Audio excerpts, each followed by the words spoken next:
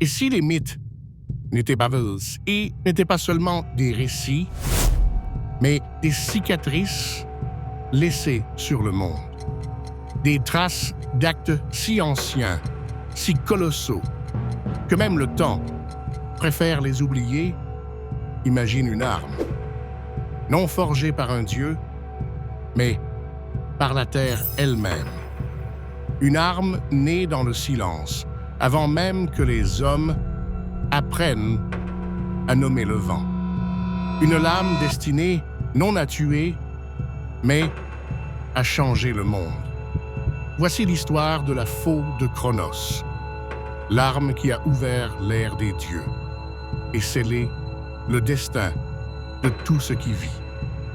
Dans les profondeurs d'un monde encore jeune, il existait un métal que personne n'a jamais revu. Un métal qui dormait sous des montagnes si anciennes que même les titans en craignaient l'écho. On disait qu'il vibrait comme un cœur, qu'il murmurait comme un esprit enfermé dans la pierre.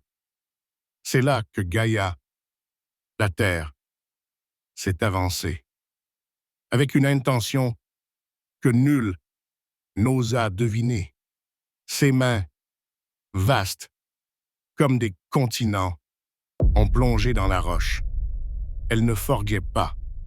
Elle y accouchait, la pierre gémit, la montagne trembla, et lentement, comme l'aube perçant la nuit, apparut une lame, pas une épée, pas un couteau, une faux, une courbe parfaite, lisse, polie par le cosmos lui-même. Une lame qui ne reflétait ni lumière ni ombre, comme si elle refusait d'appartenir à un monde limité par les formes. On dit que cette faux n'était pas faite pour couper la chair, mais pour couper le destin.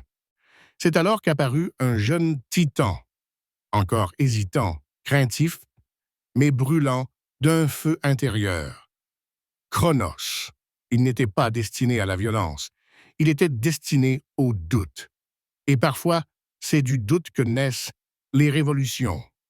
Gaïa lui parla, pas avec des mots, mais avec un tremblement dans ses os. Le monde ne peut avancer que si tu oses le briser. Cronos regarda la faux.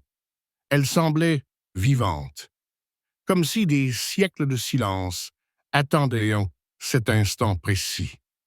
Il la prit, et la terre entière retint son souffle. L'histoire, vous la connaissez, le père mutilé, le sang qui tombe sur la mer, les cris qui déchirent les nuages, et le monde qui change. Mais ce que les mythes oublient de dire, c'est ce que Cronos ressentit. Le choc du métal traversant la chair divine, la manière dont le temps s'est figé, juste un instant, comme si le cosmos hésitait entre continuer ou s'effondrer. Ce qui est certain, c'est que la faux fit plus que trancher un corps. Elle trancha le règne d'un dieu.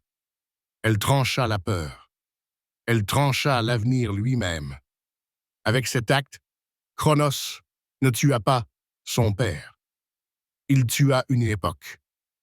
Mais aucune arme née pour changer le monde ne disparaît vraiment.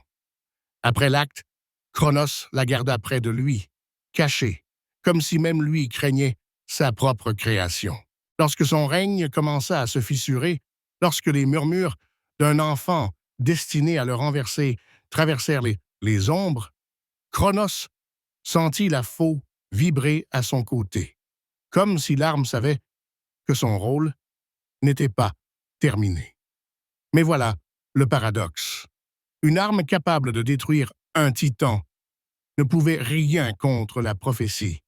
Et lorsque Zeus, son fils, arriva, la faux resta silencieuse, inutile, comme si elle acceptait que son époque était révolue. Les dieux de l'Olympe, prudents, la cachèrent.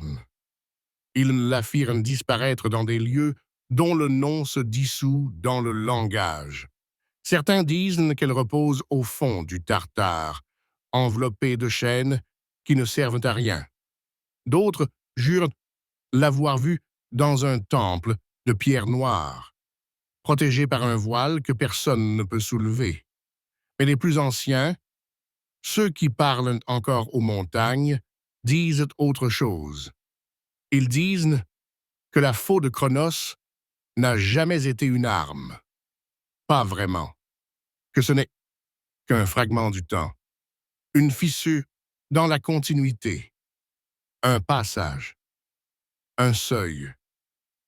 Et qu'un jour, si le monde a de nouveau besoin de changer, elle réapparaîtra. Pas pour tuer, pas pour détruire, mais pour ouvrir. Comme elle l'a toujours fait. Car la vérité sur les armes des dieux, c'est qu'elles ne sont pas des outils. Elles sont des messages, des rappels, des avertissements laissés à ceux qui osent encore regarder au-delà de ce qu'on leur dit. Et la faux de Cronos, elle, ne dit qu'une seule chose. Le temps appartient à ceux qui ont le courage de le briser.